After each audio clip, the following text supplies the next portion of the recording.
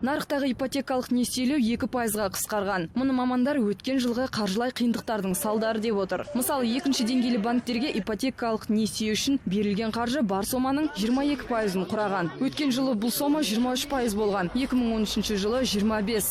Экономистердің мәліметінше, ипотекалық баспананы алудың өзі қиындай түскен. Әрі өткен жылдармен салыстырғанда баспананың бағасы қымбаттап, сәйкесінше бастапқы төлем мен ай сайынғы өтемақы мөлшері арта түскен.